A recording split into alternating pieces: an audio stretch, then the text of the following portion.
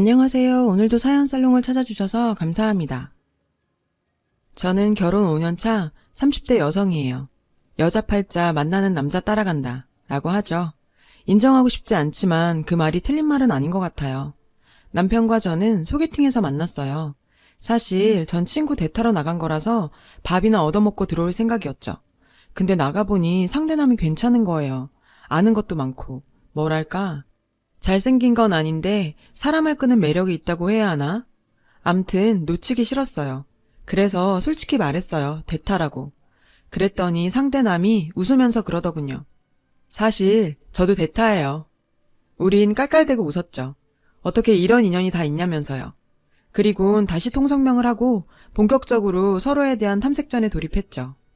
상대남은 영화과 1학년생으로 영화감독이 꿈이라고 했어요. 그래서 시나리오도 쓰고 있는데 얼마 전 군대 영장이 나오는 바람에 완성도 못하고 입대하게 생겼다고 말이죠. 허. 아쉽지만 우리 만남은 여기까지인 걸로. 저는 딱 잘라 말했어요. 야박하게 들리겠지만 솔직한 심정이었죠. 남자는 군대 가기 전에 어떻게든 여친을 만들고 싶겠지만 여자 입장에선 그 반대잖아요. 남친이 군인이 되는 건 어쩔 수 없어도 굳이 군인 남친을 만들 필요는 없다 이거죠. 그랬더니 상대남이 뜬금없이 그러더군요. 세렌디피티라는 영화 아세요? 만약 우리가 이렇게 만난 게 인연이라면 우연이라도 다시 재회하게 될 거예요. 그 영화처럼. 그러니까 해피엔딩인지 새드엔딩인지는 미래에 맡기고 우린 오늘을 즐기자고요. 상대남은 질척이지 않고 쿨했어요. 그날 우린 차도 마시고 영화 관람에 술까지 마시곤 자정이 다 되어서야 헤어졌죠. 그리고 그걸로 끝이었어요. 세월이 흘러 저는 대학을 졸업하고 광고회사에 취직을 했어요. 대학에서 디자인 전공을 하긴 했지만 학교 공부와 회사 일은 별개더라고요. 늘 사수한테 깨지고 울면서 사표를 썼다가 찍기를 반복하는 게 일상이었죠. 그러던 어느 날이었어요. 우리 부서에서 영화 홍보를 맡게 돼서 제가 사수와 함께 영화사 담당자 미팅에 참석하게 됐죠. 감독은 막바지 편집 작업 때문에 바빠서 못 오고 대신 조연출이 온다고 하더군요. 근데 아무리 기다려도 안 오는 거예요. 결국 영화사 직원과 사수는 먼저 자리에서 일어나고 저만 남게 됐죠. 그렇게 한참을 혼자 회의실에서 조연출을 기다리고 있었는데 맞죠? 자영씨. 문을 열고 들어온 사람은 다름 아닌 오래전 소개팅 그 남자였어요. 근 7년 만이었지만 그와 저는 한눈에 서로를 알아봤죠. 세렌디피티. 영화 같은 일이 현실이 된 거죠. 그리고 우린 그 인연 덕에 사귀게 됐고요. 결과적으로 우리의 결말은 해피엔딩이었죠. 하지만 우리 두 사람을 연결해준 남편이 조연출이던 영화 말이에요. 안타깝게도 폭망했어요. 그 영화만 잘 됐어도 남편이 입봉하는데 큰 도움이 됐을 텐데 말이에요. 영화 개봉이 엎어지고 남편은 한동안 일거리를 찾지 못했어요. 여기저기 시나리오를 보내봤지만 모조리 퇴짜였죠. 그러다 선배 추천으로 영화과 지망생 애들 과외를 맡게 됐어요. 근데 이마저도 일이 계속 이어지지 않고 드문드문 가뭄에 콩나듯 들어오니 얼마 안 돼 뚝 끊겨져 버렸죠. 그 후로는 거의 제가 남편을 벌어먹이다시피 했어요. 그 때문에 남편은 많이 의기소침해졌죠. 그러다 어느 날인가 영화 그만두고 취직을 하겠다더군요. 말은 그렇게 하면서도 미련에 남는 얼굴로 말이죠. 그래서 딱 2년만 더 해봐. 그동안은 내가 데이트고 뭐가 알아서 할 테니. 지금 이렇게 그만두면 평생 후회할 거 아니야. 그러니까 해봐. 남편은 2년 동안 정말 열심히 입봉 준비를 했어요. 그리고 한 영화사에서 남편 시나리오에 관심을 보였죠. 그렇게 구두 계약을 맺고 시나리오 수정에 들어갔는데 뭐? 또 영화가 엎어져? 투자 받는다고 한 게 엊그제인데 도대체 왜? 제작 전에 엎어지는 건 영화판에선 일상 다반사라더군요. 하기사 다 찍어 놓고도 엎어지는걸요. 게다가 제대로 계약서를 쓰고 시작한 일도 아니고 영화사 대표랑 구두 계약을 한 거라 돈도 한 푼 못 받고 끝났어요. 1년 반이나 매달려 작업했는데 말이죠. 그 일로 남편은 영화에서 손을 뗐어요. 몸도 마음도 많이 지친 상태였죠. 그럼 이제 어떻게 할 거야? 나이가 있어서 취직도 쉽지 않을 텐데. 큰형이 하는 식당에서 일하려고. 장사가 잘 돼서 손이 많이 필요한가 봐. 식당? 전 동네 백반집이나 잘해야 갈비집 정도가 아닐까 생각했어요.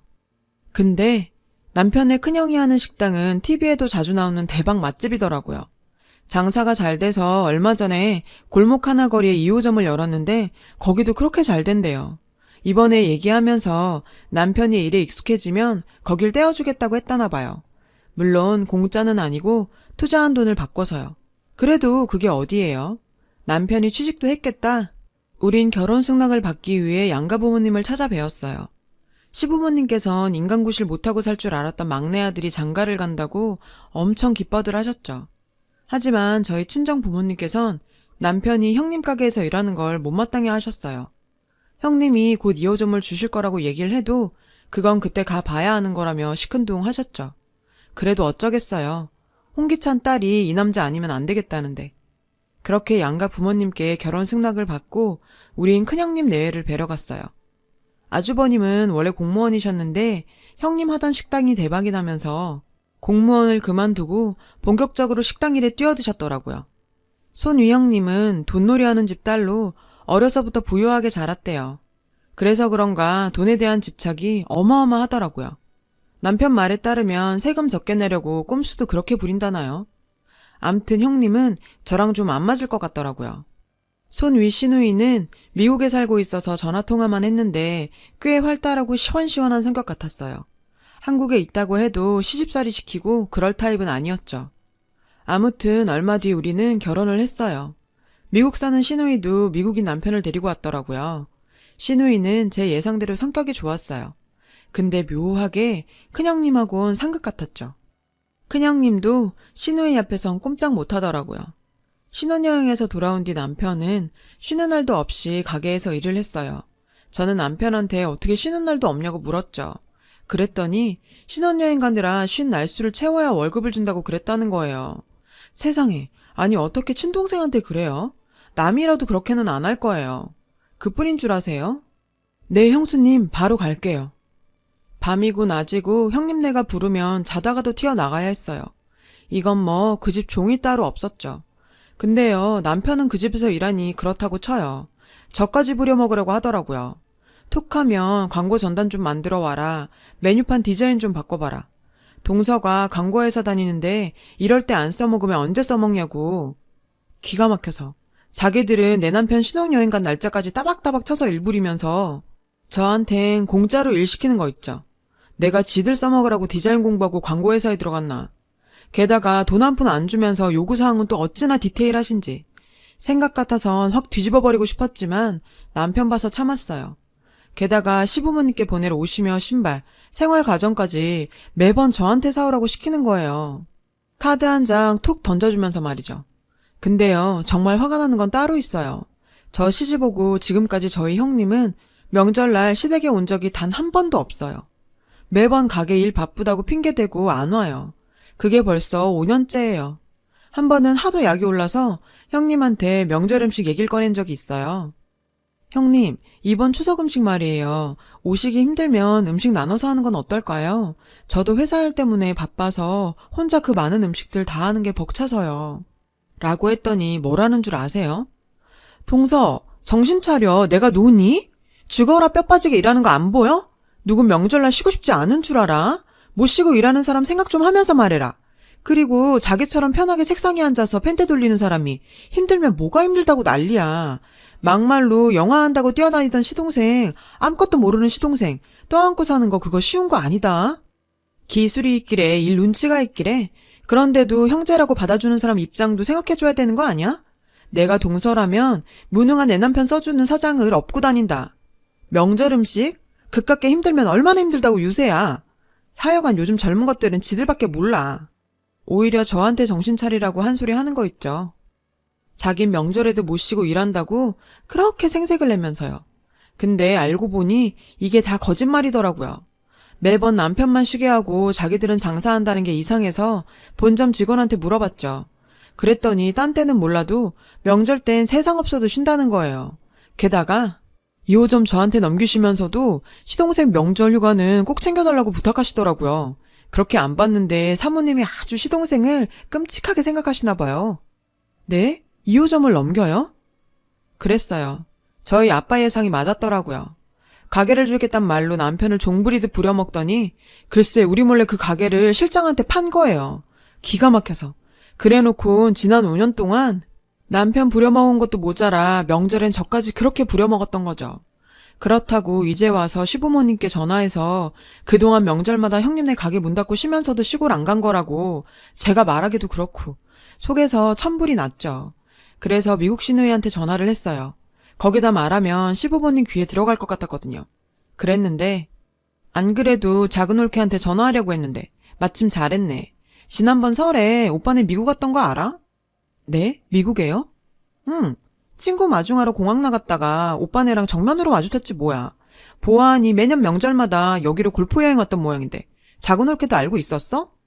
몰랐죠. 네, 이럴 줄 알았어. 큰 올케 말이 작은 올케가 다녀오라고 등 떠밀어서 왔다더라고. 식당에 남편 자리 마련해줘서 고맙다고 했다면서. 자긴 작은 올케 성의를 봐서 오빠 따라왔다나. 아우, 이 늙은 여우가 끝까지. 저 사실 저희 남편한테 넘겨주겠다던 2호점 말이에요. 그것도 이미 딴 사람한테 넘어갔더라고요. 그이는 그것도 모르고 형님네가 부르면 자다가도 달려가고 그랬는데 형님네 정말 너무한 거 아니에요? 우리가 공짜로 그 가게 달라는 것도 아니고 가게 차리실 때 들어간 돈 다 주겠다고 했는데 어쩜 이럴 수가 있어요? 그래놓고 그이랑 저랑 쌍으로 부려먹고 저요 정말 생각 같아선 큰형님네랑 안 보고 살고 싶어요. 전화기를 붙잡고 한참을 울었어요. 저도 저지만 실망한 남편을 생각하니 감정이 복받쳐서 눈물이 그치지 않더라고요. 작은 올케, 내가 계획이 있는데 내 말대로 한번 해볼래? 전 시누이를 통해 대략적인 계획을 들었어요. 그리고 시누이가 시키는 대로 계획을 진행했죠. 드디어 추석 연휴가 시작됐어요. 이번에도 형님은 가게 문을 열어야 해서 시댁에 못 간다고 하더군요. 그렇게 나을 줄 알았어요. 그래서 저는 그러실까봐 아버님 어머님을 여기로 오시라고 했어요. 요즘엔 많이들 그렇게 하더라고요. 아버님 어머님도 오랜만에 형님네 사는 것도 보신다고 좋다고 하시더라고요. 제 말에 형님 얼굴이 사색이 되더군요. 그랬겠죠. 골프 여행 가려고 항공권부터 호텔까지 다 잡아놨을 텐데 큰일 난 거죠. 아니, 왜 동서맘대로 그렇게 정해? 연세도 있으신데 서울로 오시라는 게 말이 돼? 당장 전화해 그냥 계시라고. 왜요? 혹시 시부모님이 서울 오시면 안 되는 이유가 있나요? 이유는 무슨 이유? 아버님, 어머님 생각해서 그러는 거지. 에이, 그런 거면 걱정하실 필요 없어요. 그럼 전 시장 좀 가봐야 해서 가볼게요. 나가면서 보니 형님은 어디론가 급하게 전화를 걸더군요. 뻔하죠. 아주버님께 거는 거겠죠. 전 시누이가 시키는 대로 밑밥을 깔고는 집으로 돌아왔어요. 그리고 추석 전날이 다가왔죠. 남편과 저는 서울역으로 시부모님 마중을 나갔어요. 양손 가득 참기름이며 된장, 말린 나물 등을 들고 오셨더라고요. 부모 마음이 이런 건가 봐요. 서울 오시는 것도 힘드셨을 텐데 양손에 바리바리. 그렇게 우린 시부모님을 모시고 형님네로 갔어요. 내외 모두 뚱한 표정이더군요. 시부모님께선 거의 5년 만에 큰아들 내외를 보자 무척 반가워하셨죠. 그때였어요. 띵동. 초인종이 울리더라고요. 저는 마트에서 배달온 모양이라고 둘러댔어요. 그리고 현관으로 달려나갔죠. 어서 들어오세요. 실장 내외였어요. 아주버님과 형님은 실장 내외를 보자 얼굴이 하얗게 질렸죠. 전 시부모님께 형님 가게에서 일하시는 분들이라고 말했어요. 아참, 이젠 사장님이라고 불러야겠죠? 여보, 그게 무슨 소리야? 사장님이라니? 남편이 제게 묻더라고요. 그러자 형님이 제 입을 막았어요. 저는 형님 팔을 뿌리치며 말했어요. 어머 형님, 왜 이러세요? 제가 뭐 못할 말 하는 건가요? 어머님, 아버님, 그리고 여보. 저희한테 파시기로 했던 2호점 말이에요. 그거 벌써 실장님한테 넘긴 지 오래됐대요. 그래놓고 우리한테 쉬쉬했던 거고요. 그동안 이 고생 많이 했거든요. 시도 때도 없이 불러선 일 부려먹고 심지어 형님 친정에 행사했을 때도 저희 남편 불러다가 종처럼 부렸어요. 그래도 내 가게 생긴다는 생각에 이 사람 불평 한마디 없이 지난 5년을 죽어라 이랬다고요. 근데 어떻게 사람을 바보를 만들어요? 형, 이 사람 말 사실이에요? 정말 실장님한테 가게 넘겼어? 아니, 그게 집사람이 하도 닥달을 해서. 어머, 내가 언제 닥달을 했다 그래요? 자기가 팔자 그래놓고. 형님 내외부는 서로 핑계를 대며 책임을 밀어댔어요. 그뿐인 줄 아세요? 그동안 명절마다 가게 문 여느라 바빠서 시골에 못 내려간다 그랬던 거요. 그것도 다 거짓말이었어요. 가게 문을 열어요? 실장님, 얘기해보세요. 지금까지 명절에 가게 문 연 적 있었어요? 아, 이러시면 제 입장이 곤란한데. 뭐 어차피 이렇게 된 거 할 수 없네요. 없어요. 명절엔 꼬박꼬박 가게 문 닫았습니다. 이거 보세요. 지난 5년 내내 속였던 거라고요. 가게 문 닫고 뭐 했는지 아세요? 해외여행 다녔대요. 아주버님, 말 좀 해보세요. 형님, 입 있으면 말 좀 해보시라고요. 그래, 어차피 이렇게 된 거 다 말할게. 우리 가게 문 닫고 골프 좀 치러 다녔다. 그게 뭐? 죽어라 이랬는데 그 정도도 못해? 정말 골프 치셨어요? 뭐? 미국 형님한테 들었어요. 형님 도박하신다고요. 전 왜 형님이 그렇게 미국 형님한테 짤짤매나 궁금했는데 이거였더라고요. 7년 전인가 라스베가스에서 원정 도박하다가 미국 형님한테 들켰다면서요? 2호점 실장님한테 급히 판 것도 아주버님 몰래 도박판에서 돈 날리고 그거 메꾸려고 그런 거고요. 실장님한테 웃돈으로 2억이나 받아서. 순간 아주버님 눈이 동그래졌어요. 그랬겠죠. 도박이라뇨. 당신 재수지 말이 사실이야? 어서 말해. 그래. 도박 좀 했다. 어차피 내가 번 돈 내가 쓴 건데 그게 어때서 그래? 이 여편네가 그걸 말이라고 해? 내가 공직에서 왜 옷 벗었는데 네가 하우스 다니면서 도박하는 바람에 너 빼주려고 청탁하다 그런 거 아니야? 근데 아직도 그걸 못 고쳤어? 아주버님은 형님의 머리채를 잡았어요. 그러자 지금까지 고개를 숙이고 계셨던 시아버님께서 소리치셨죠. 다들 그만해. 둘 다 똑같은 것들끼리 아주 잘 만났구나. 종손이란 놈이 부모 형제 속이고 명절에 놀러 다니는 거냐? 지 남편 공직에서 끌어내리고도 정신 못 차리고 도박하는 애나 똑같은 놈들이다. 앞으로 니들과는 영 끊고 살겠다. 그러니 니들 편한 대로 한번 살아봐. 여보, 갑시다. 이런 정신 빠진 집구석엔 더 있을 필요가 없어요. 전 시부모님을 모시고 저희 집으로 갔어요. 그렇게 말도 많고 탈도 많은 추석이 지나갔죠. 그리고 얼마 뒤 영화사에서 연락이 왔어요. 남편 영화에 투자자가 나섰다는 거예요. 이번엔 계약서부터 쓰자고 하더군요. 남편은 내심 하고 싶은 눈치였지만 선뜻 말을 못 꺼내고 있었죠. 그래서 해봐. 안 하면 후회할 거 아냐. 어차피 한번 사는 인생 후회는 없어야지. 안 그래? 전 이번에도 허락을 해줬어요. 대신 이번이 정말 마지막이라고 못을 박았죠. 그 약속이 지켜질지는 모르겠지만요. 아, 그리고 아주버님네 식당 말이에요. 그동안 형님이 세금 덜 내려고 꼼수 부리던 게 딱 걸려서 감사가 나왔다지 뭐예요.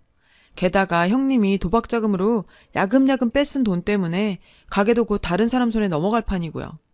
사람 일이란 게 참 저렇게 한 번에 다 터지나요? 처녀였을 때 내 운명 내가 개척해 나간다 생각하고 살았는데 여자 팔자 만나는 남자 따라간다. 그 말을 이제는 실감합니다.